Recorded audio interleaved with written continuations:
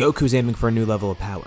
Raditz believes he's going to get there soon, so he wants to get ahead of his brother once more. But what exactly does he have in mind? Find out this time on part 12 of What If Raditz Survived. Raditz and Goku are training on Beerus' planet together, each going down a different path now. Vegeta's there as well, going his own way.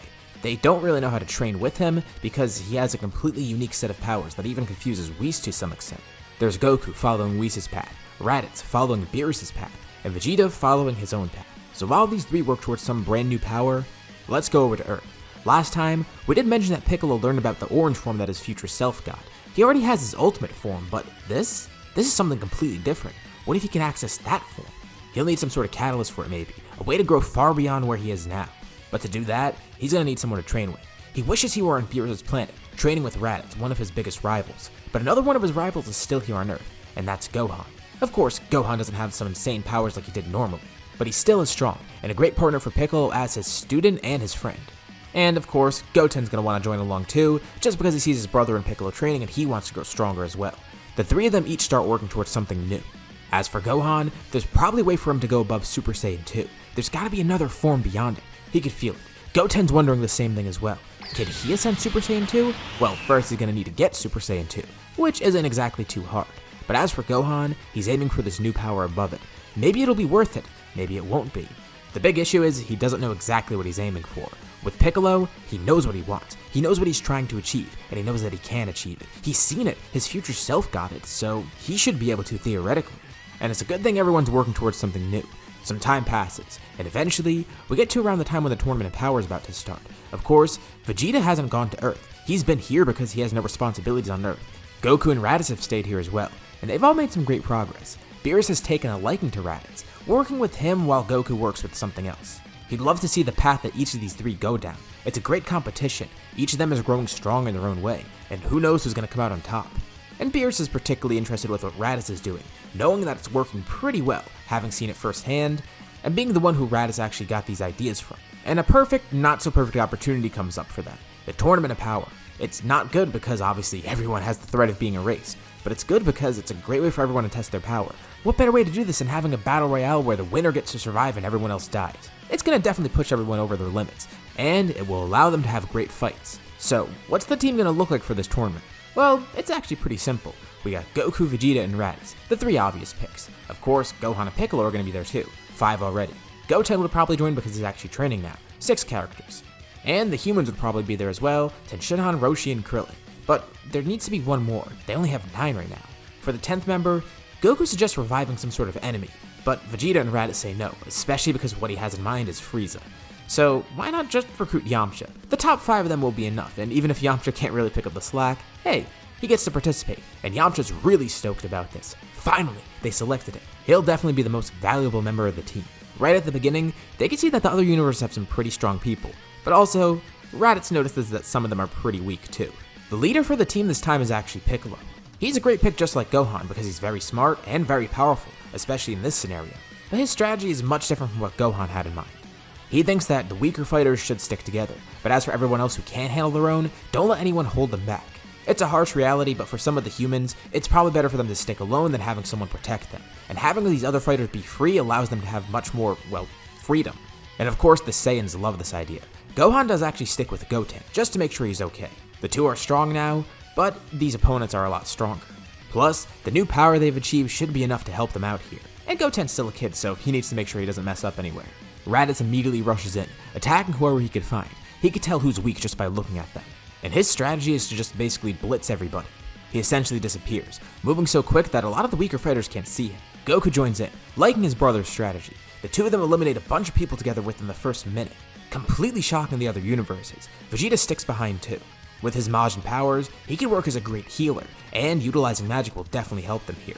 Plus, being able to stretch himself out means he has some pretty unique abilities. Utilizing his Majin powers, he's able to rip off a piece of himself, keeping it hidden in the ring. In case he is knocked out, well, he could essentially transfer all of his power to that other piece of him, making it so he's essentially anchored into the ring. It's very overpowered. Gohan and Goten like the strategy that their father and uncle are using, especially Goten. Gohan's not really sure about it at first just because it could be risky in case they fight the wrong person, but they decide to do so anyway. They eventually go up against the Pride Troopers, and right away, they decide to show off their full strength. they've been working on this form for a bit, and it does have some drawbacks, but they feel like they've worked on enough to make it useful here. A pillar of golden ki surrounds both of them. The brothers look at each other and nod as they begin powering up. Their power ascends far beyond where it was before, and their hair grows considerably. Also, their eyebrows go missing. This is what they call Super Saiyan 3. It even distracts Goku and Raditz for a brief second. Wow, they didn't know that form existed. I mean, obviously their god forms are better, but still. Good for Gohan and Goten. That's pretty cool that they unlock their own new forms. Raditz especially likes it. He thinks the long hair looks good on them. Not the no eyebrows, but the long hair, cool. The brothers blitz the Pride Troopers, as Goku and Raditz blitz some other fighters too. Piccolo tries to employ the same strategy, but then somebody attacks him. It's Hit from Universe 6, a powerful warrior, but Piccolo's not too worried. Hit's time abilities are kinda hard to work around at first, but Piccolo just needs to show off more of his strength, and now he finally has access to what he needs. After this year has passed, he's obtained the power that he's been working towards, and then some. Hit uses time skip, trying to attack Piccolo. He delivers a precise punch, but before it could hit, Piccolo grabs Hit's arm, and it's painful. Piccolo's arm then bulks up considerably, turning orange. Then, the rest of him follows suit, as his aura flares up, and he goes into his orange form. And he doesn't hesitate here. He lifts Hit up into the air, swinging him around with immense speed, flinging him out of the ring, and finishing him off with a mouth beam. The speed at which Universe 7 is fighting kinda shocks the other fighters. They're all terrified by it, and it makes them kinda sloppy too. This is a great strategy on Piccolo's part, especially because it makes some of the other universes hasty. For example, since Universe 6 just lost Hit, Kale and Caulifla decide to fuse right away, with Kefla and Kaba trying to fight Piccolo. But of course, they're no match for him. He one-shots the both of them, knocking them out, and then finishing off the rest of Universe 6. His final fight is against the two Namekians from Universe 6, and they each share a similar understanding of each other, all of them being fusions of other Namekians. This fight's pretty cordial and not as quick as the other ones, just because Piccolo's interested to learn about them, and they're interested to learn about that orange form. They respect Piccolo. What a fine Namekian. Universe 6 is eliminated, and with all the other universes acting hastily, Universe 3 then decides to fuse, creating Aniraza. Vegeta tries to use Force Spirit Fission, but because this is a robot, it actually doesn't end up working. Damn, that would have been the perfect opportunity for it. But it doesn't matter. He'll defeat this monster so no one else has to worry about it. Pink and purple lightning strike around him. The ground below him starts ascending upwards as he lifts himself up. No flying is allowed, but nothing's wrong with using magic to levitate.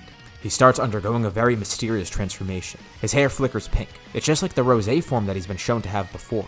But he's finally done what he needs to do. He's mastered both the powers of his Majin side and his godly side, combining the two of them together, using them in harmony. Aniraza tries to attack, punching Vegeta head on, landing it directly, but it does absolutely nothing. Vegeta doesn't even flinch. Instead, he shouts, powering up with the fierce aura surrounding him.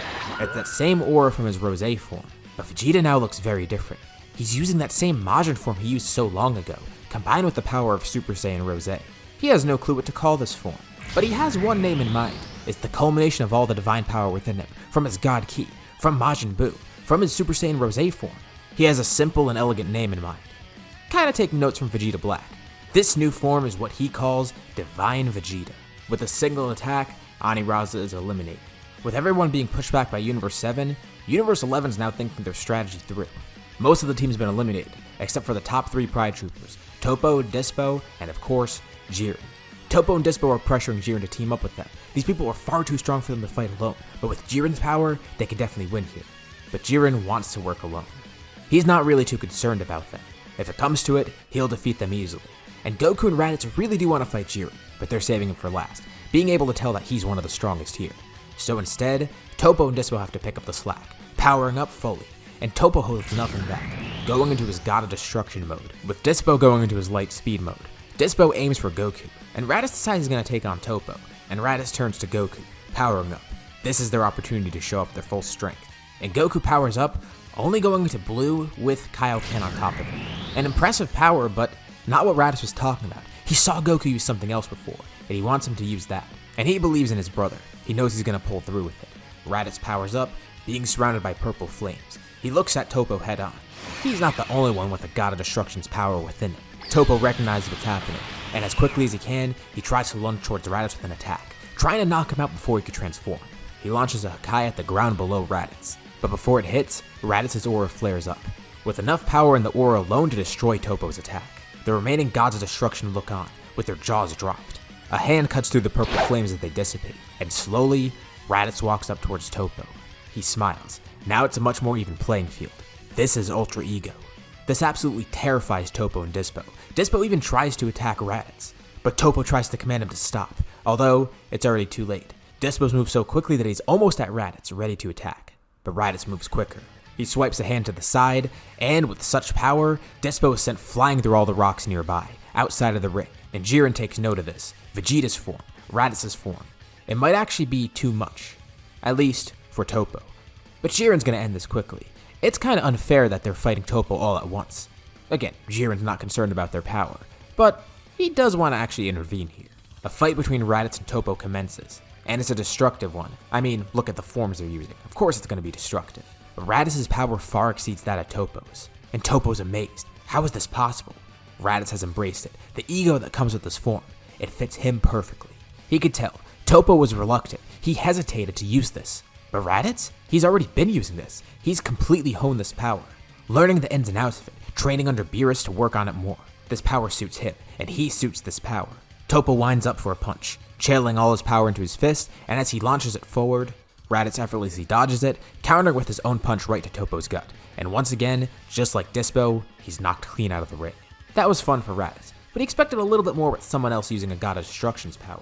And Jiren slowly begins walking up towards them. Raditz, Goku, and Vegeta stand together, with Piccolo joining in too. All are at their max power. Well, except for one of them. Gohan and Goten watch on the side. They don't want to get in the way, but they are here to support if needed. Jiren has no emotion on his face. He just exudes pure confidence. And as he walks closer and closer to them, his aura flares up too. He commends them. Their power is beyond where he thought. Raditz and Vegeta defeated all their opponents with such ease, especially Raditz fighting someone like Toppo, and that's why Jiren's gonna show off his full strength. Jiren powering up actually makes everybody flinch, even Raditz and Vegeta, who are so powerful compared to everyone else right now. But they're still confident. They could do this. Raditz turns to Goku as he's standing next to him. He asks his brother once more, use that same power from before. They'll be sure to win if they do so. But Goku says he can't, and then Raditz grabs onto him, placing both hands on Goku's shoulders. Looking at his brother's face, it's so menacing right now, but Raditz is talking actually very calmly. And despite his appearance right now, Raditz is actually being very helpful. He looks his brother dead in the eye. He tells Goku, he definitely can do this. They've done so many impossible things together, and his brother never fails to come through. And remember, the two of them are related after all. If Raditz could pull off something like this, Goku could definitely do what he has in mind. And Goku's shocked expression turns into a smile. To think that this was the same person that actively pushed him away so long ago. Now he's the one actually encouraging Goku, pushing him further. As Jiren walks closer and closer to them, Raditz sticks out a hand. He tells Goku, he knows that power is tough to get control of. That's why he stopped pursuing it himself. But for Goku, it's something he can achieve. He has shown it before in their training. Even if he can't activate it willingly yet, he knows that Goku will find a way. With his hand stuck out, Goku then grabs it, shaking his hand. He nods, and his look turns into one of pure determination. The purple flames surrounding Raditz's hand are pushed back. An intense blue aura surrounds Goku's hand, but not the blue aura like they know from the Super Saiyan Blue form. Goku closes his eyes, calming his mind and heart. From far in the stands, everyone watches. Alongside the orange aura of Piccolo and the pink aura of Vegeta, the purple aura of Raditz begins swirling together with the one of Goku, with Raditz's intense aura being overpowered by the blue one from Goku.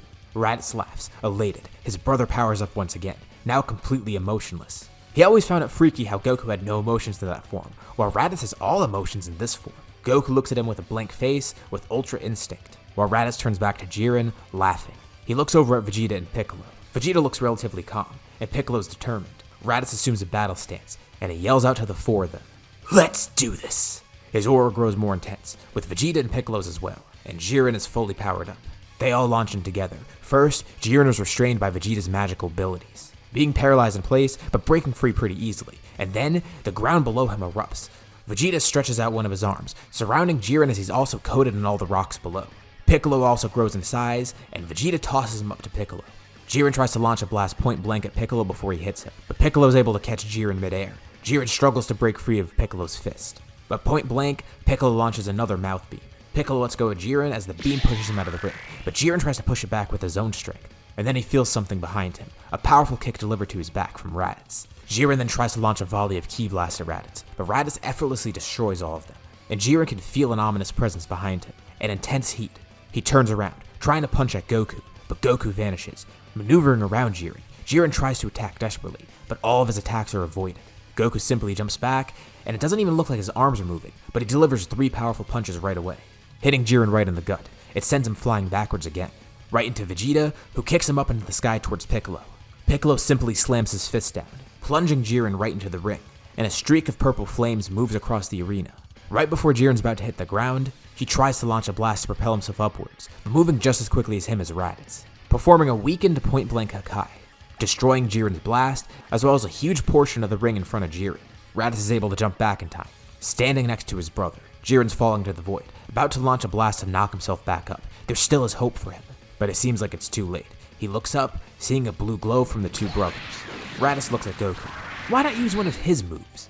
He draws his hands back, cupping them together, as purple and blue energy swirl into it. And in a rare moment while on Ultra Instinct, Goku actually shows some emotion, being shocked by this. RADITZ rarely ever uses this technique, but Goku does the same. And together, the two of them launch an ultra-powerful Kamehameha, fueled by the power of Ultra Instinct and the power of Ultra Ego.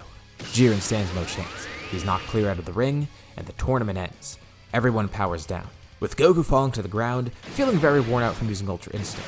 But RADITZ once again sticks a hand out at him, and Goku grabs onto it, being pulled up by his brother. But RADITZ smiles. He knew he could do it. Since he's still in the ring and is the leader, Piccolo was selected as the MVP. What could he use the Super Dragon Balls for? Well, he could make a really cool wish to make himself even stronger than he is now, but he's not going to be selfish about it. He kind of has an idea of what Zeno wants, wishing for all the other universes back. And even with this pivotal turning point, there's still more to go. This is where we're going to leave off for now. What'd you guys think of this video, and what do you think's going to happen next? Let me know in the comments below. Be sure to drop a like and subscribe if you haven't already. Anyways, thanks for watching, and I'll see you on my next video.